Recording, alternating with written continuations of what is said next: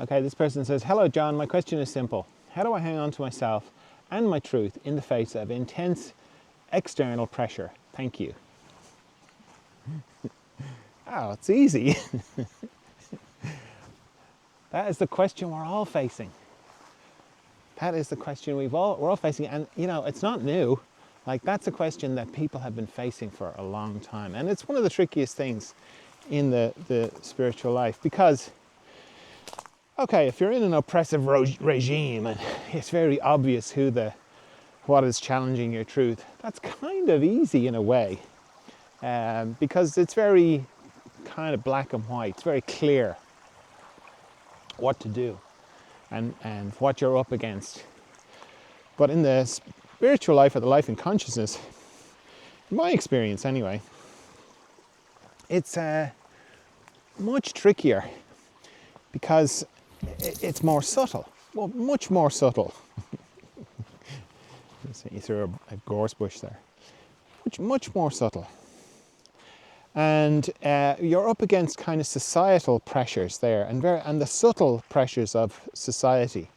Everything from what you wear, to who you're friends with, to the sort of music that you like, to this being subtly complicit in things that you don't feel comfortable being subtly complicit in.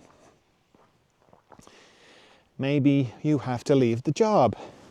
Maybe you have to leave the marriage. Maybe you have to say something that you just don't want to say. Maybe you have to have the conversations that you don't want to say. Maybe you want to have to look inside at yourself about things that you don't really want to look inside about. It's not easy. So I think knowing that that is helpful. And what makes it more complicated is, well, what is my truth? Who am I that I'm trying to hang on to? What when I say hang on to myself, well, who am I? What is that? And that's why I advocate meditation as much as I do.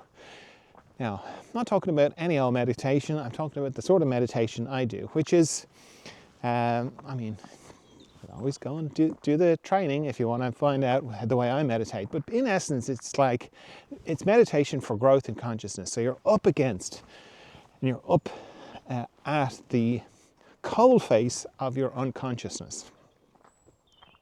You're right up against it, and you're dealing with it all the time in meditation. And doing that helps you get a better idea of who am I, what is my truth, what is true for me is probably a better way of saying it. Because my truth sounds a bit monolithic.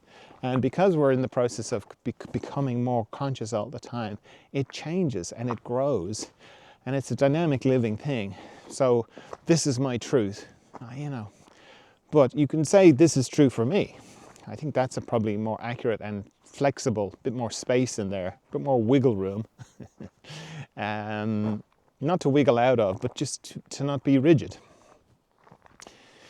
So knowing that, getting a sense of what is, really we find the truth about ourselves by discovering what's not true about ourselves and by letting go. It's much more a process of letting go, I think, than arriving and searching for something. So when something comes along and we feel this external pressure, we kind of go, is that really true for me? It's like, no, it's not. It's like, okay, well, what is true for me? Then, if that's not true, you go, well, I don't know what's true for me, but I know that's not true. I know I can't agree to that. I know I can't be part of that. I know that I used to think that way, but I don't think that way anymore. And I see that I think that way because I was kind of told to think that way. Everybody thought that way, but I just can't anymore. It's more like that. So there's no simple, here's how to hang on to yourself and stay true to yourself in the face of external pressure, because it changes. And with consciousness, the more conscious you become, the more pressure there can be on you, because there's, it's like the quote about, it's no sign of mental health to be well adjusted in a very maladjusted society. And, there's not The world at the moment is not really built on love. It's built on other things. So the deeper you go into consciousness, the deeper you'll go into love. And the deeper you go into love, the more you're going to be at odds. And it's like, well, how do I do that? How do I live with it? What am I moved to do? What am I doing? What am I finding myself doing, you know? And if it's so different for everybody.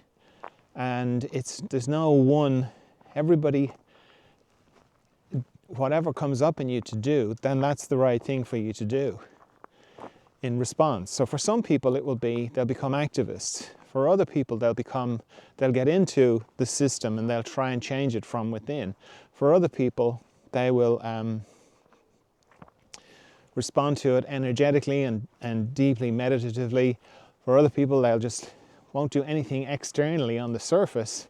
They'll just have an ordinary life with their families, but inside, at every little opportunity, they will be kind, or they'll vote a certain way, or they'll spend a certain way, or whatever.